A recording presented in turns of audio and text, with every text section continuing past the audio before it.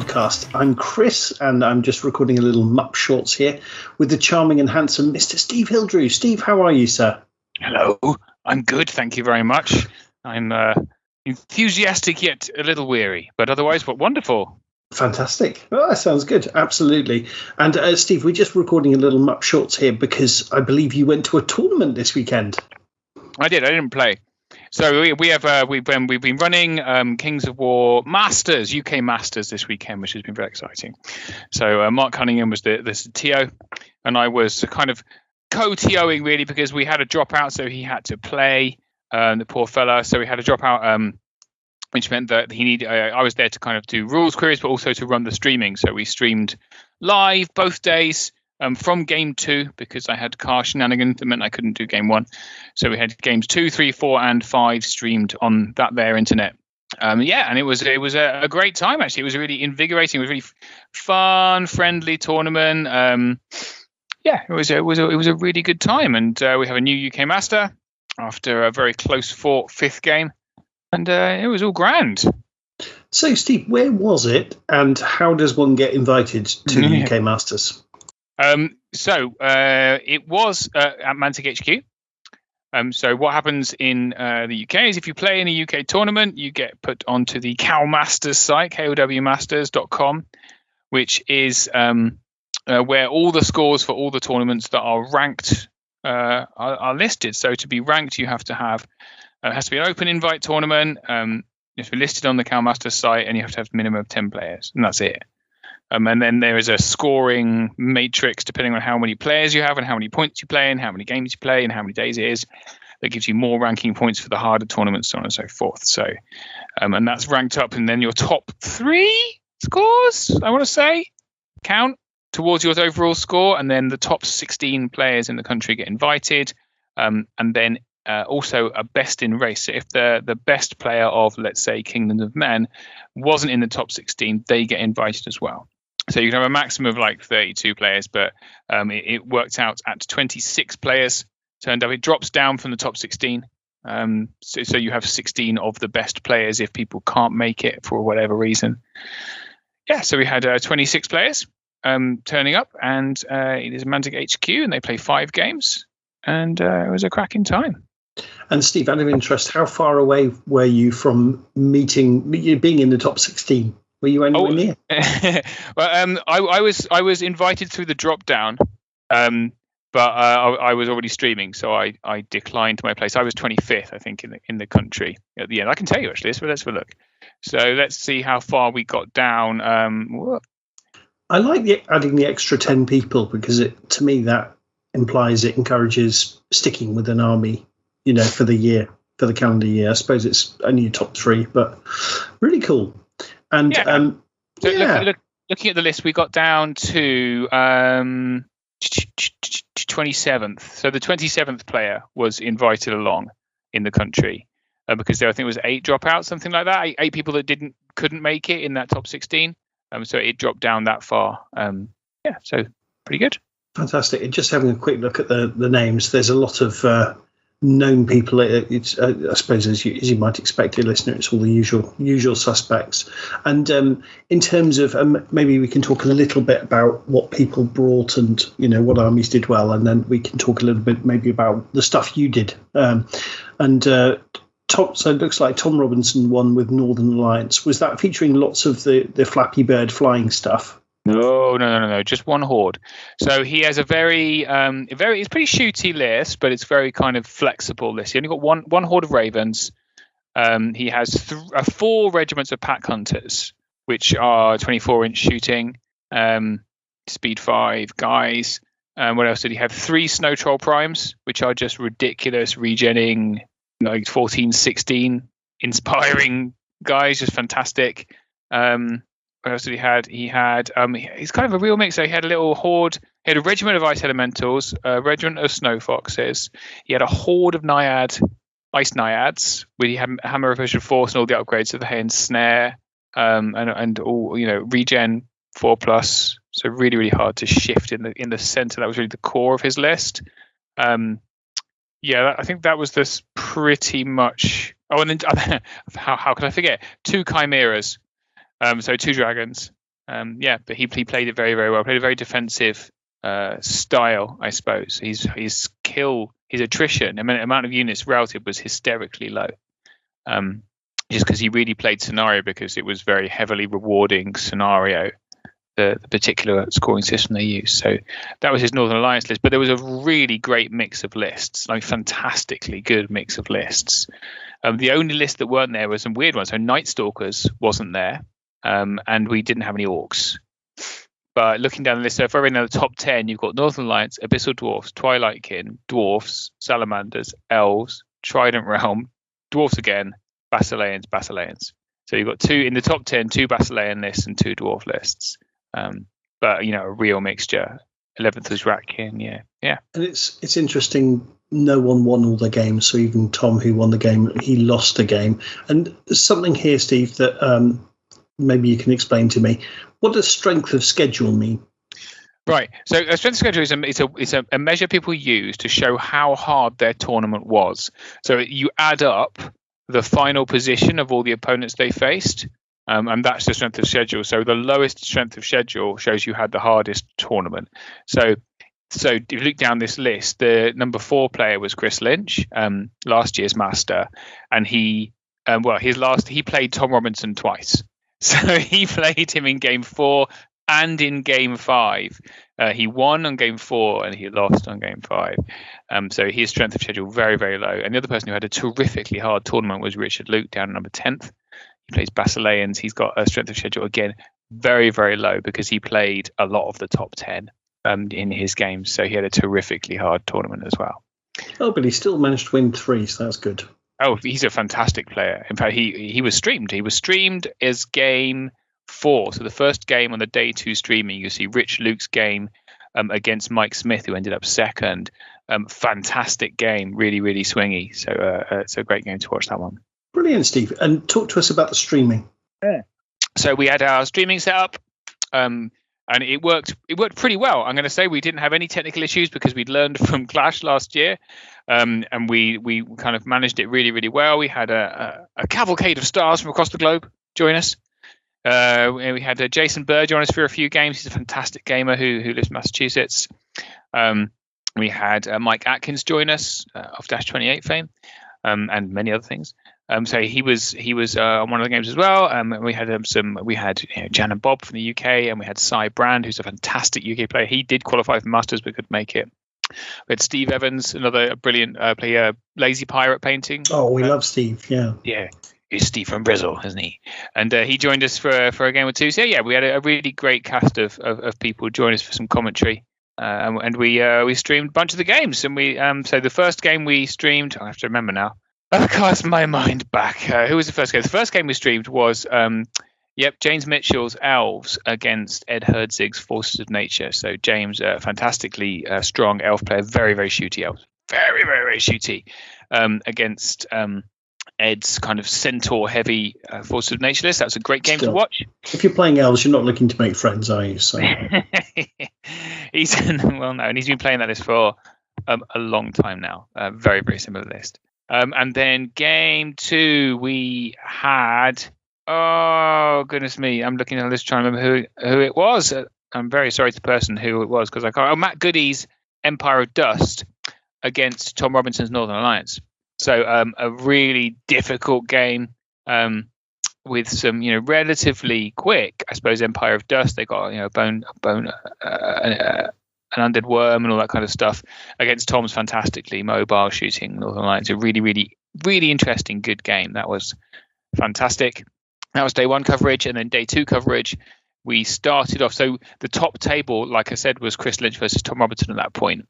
But we just had Tom, and my thought was, well, if I stream Tom again and he wins, then you've got Tom Robinson's list 3 games in a row, and that might not be fun. So instead, we streamed table 2, which was Richard Luke, and his Basileans versus Mike Smith's Abyssal Dwarfs, which was just a fantastic game, like I talked about. I still say you should be streaming the bottom table. I know these players all know what they're doing anyway, but I just feel like the chance of hilarity at the bottom table is just higher than the top table. I did have a guy in my messages begging me to stream the bottom table because it was his two mates playing each other. Oh, there you go.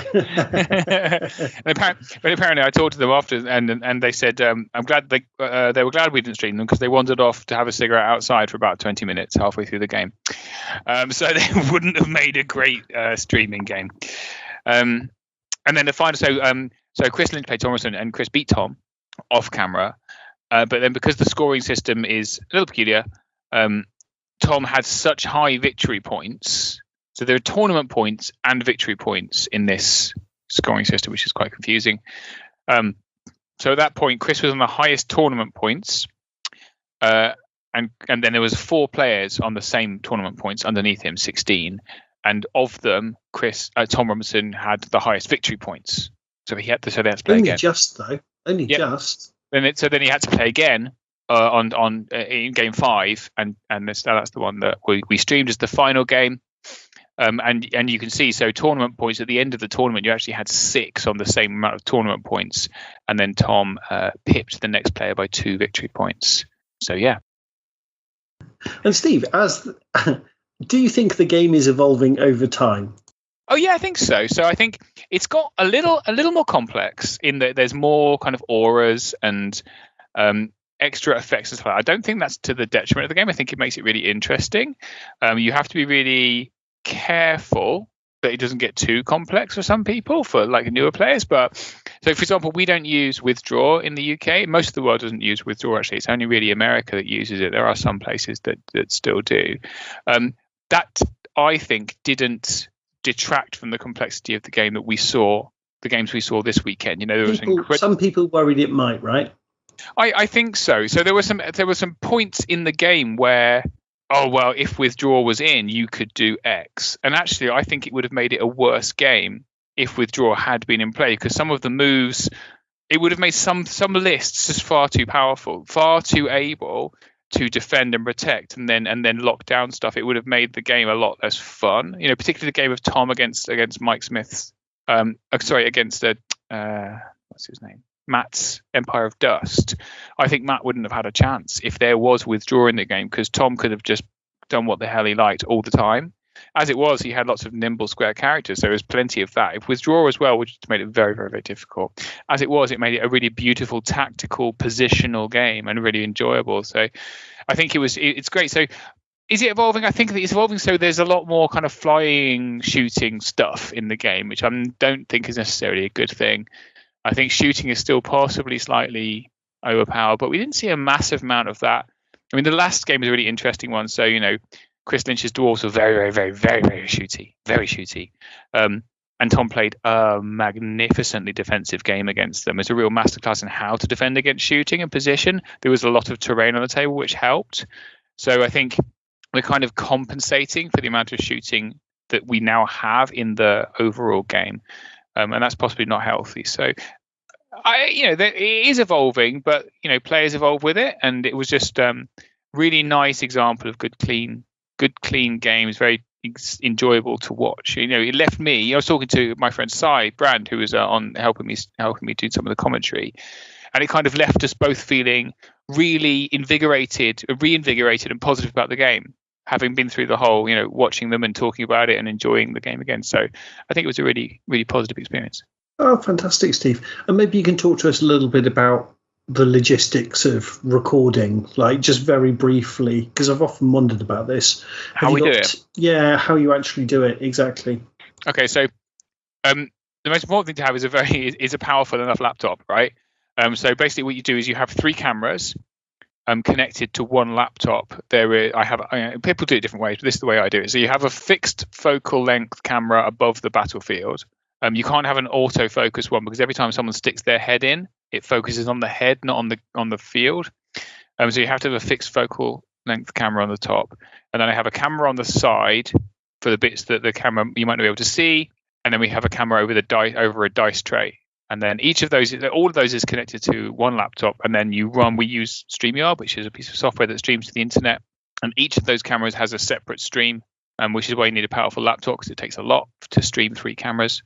And then I sit somewhere else connected on a different laptop or a different computer to StreamYard, streaming myself and the other commentators joining from all over the world. So each camera is like a person, and then we have a screen on this software where we kind of put it all together and we talk over stuff. But yeah, that's pretty much it. And then the players just have to, point at stuff. So all those cameras are muted, so we can't hear them. You could have like lapel mics on people, but the problem is it's a very noisy room, and I'm not sure it really adds, because then you want to be talking commentary anyway.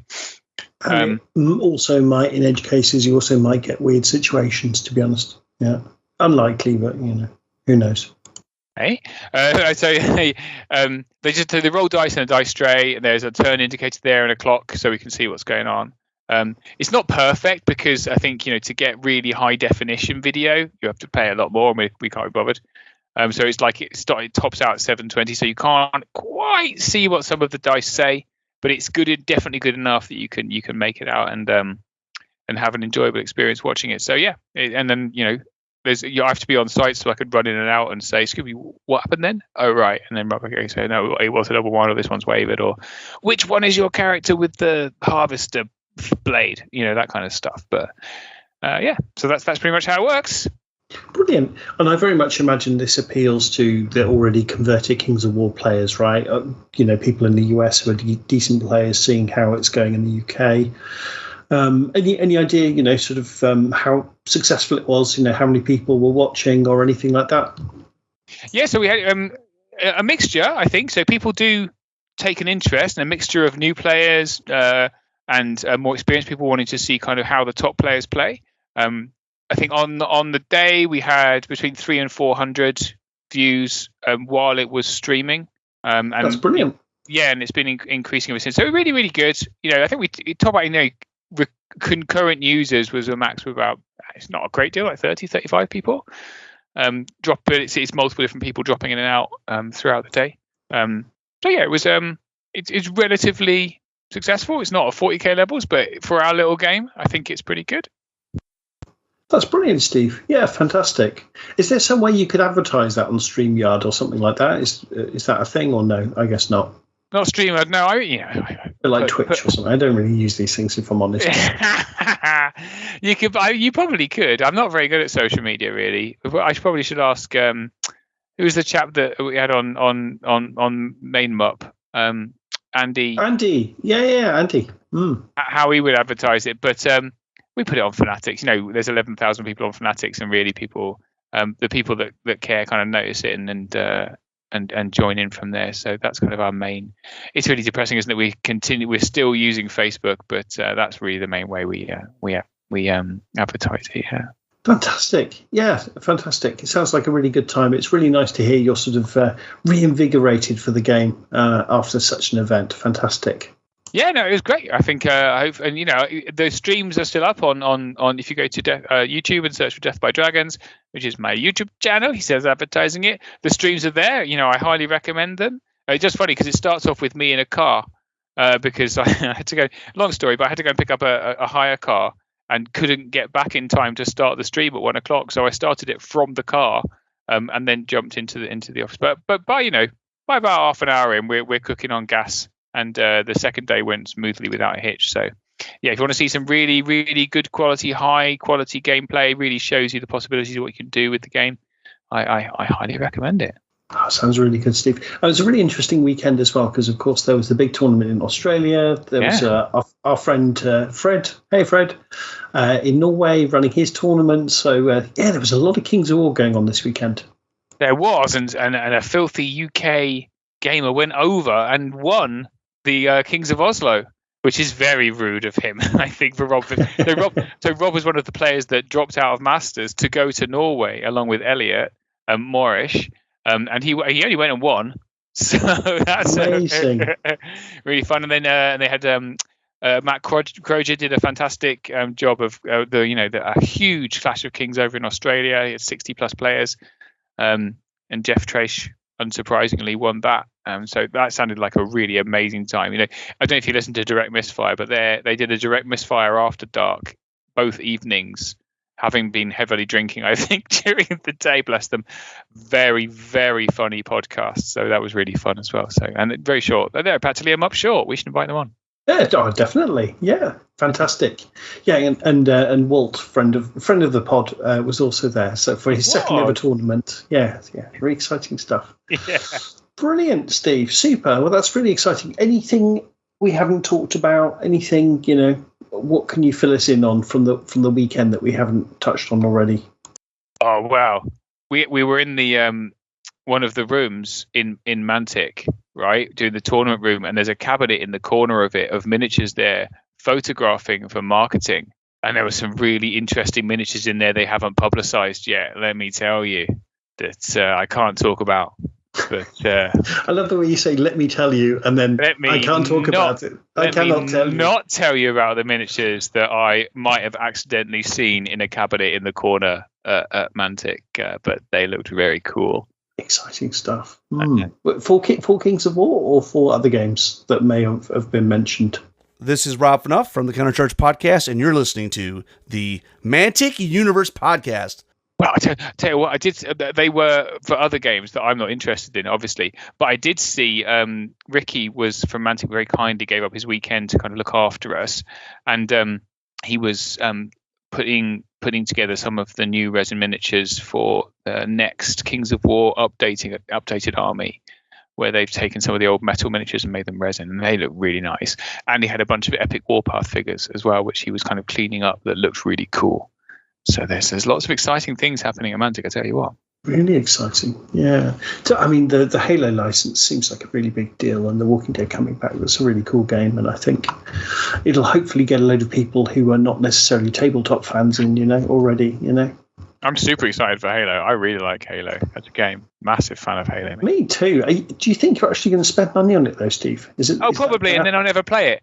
Because I don't have time to play Kings of War, so how would I possibly find time to play another game? But I'll probably spend this on is it. Something, I must admit, this is something I have been thinking of recently, is I already have enough fantastic Mantic games that I already feel guilty I never get around to playing Armada. So, yes, but inevitably I will, see them and go, whoa, I need that in my life. And it doesn't occur, as you know, Steve, it doesn't occur to me till later that, okay, I already have too many games. But there you go. That's the addiction, isn't it? Yeah, that's how it works. Yeah, absolutely.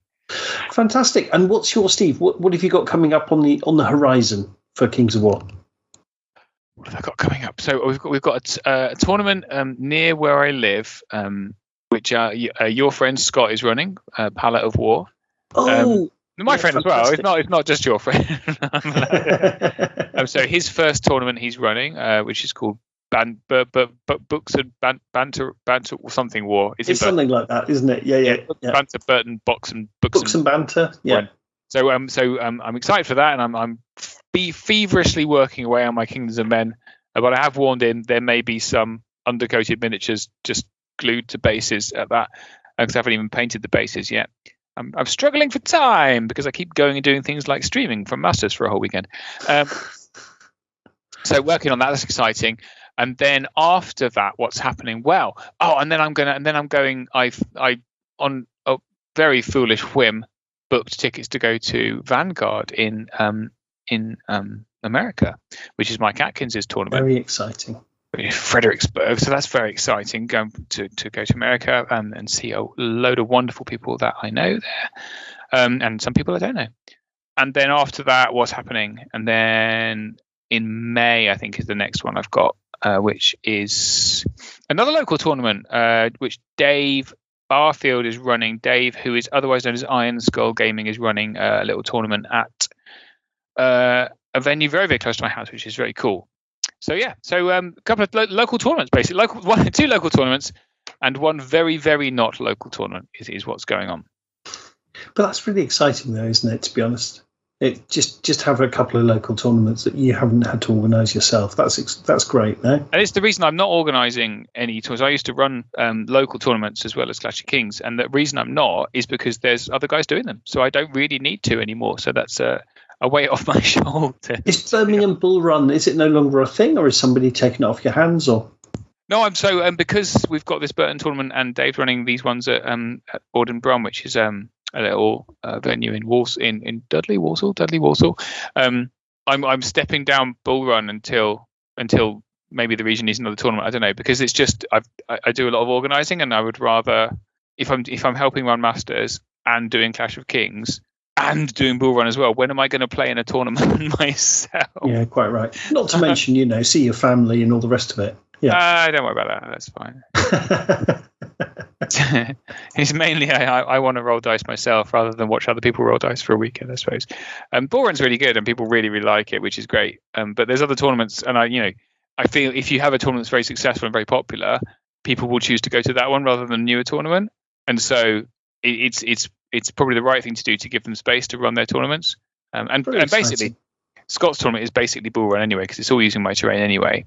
So it's basically the same. It's just that there isn't a comedy cow character in it. And his prizes are much better. He's got like really nice prizes. So amazing, fantastic, good, super, great, Steve. Thank you so much for joining me. I think we can probably wrap it up there. But that was very interesting.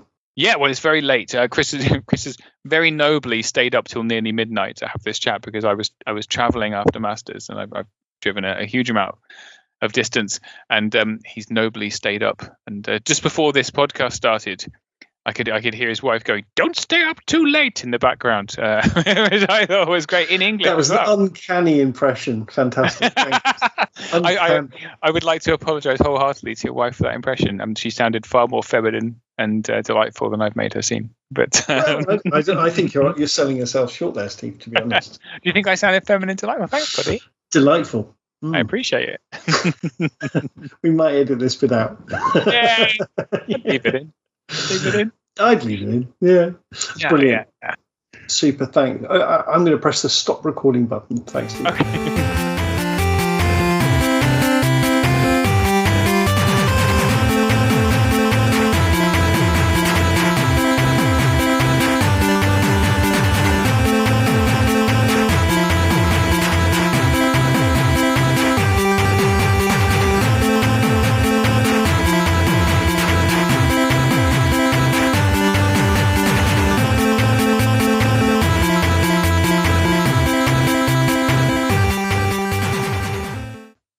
Very, very interesting. And Steve, what do you think in terms of Kings of War? We're well into sort of 3rd edition or 3.5 or whatever we want to call it. Do you think the game and the tactics were evolving over the edition?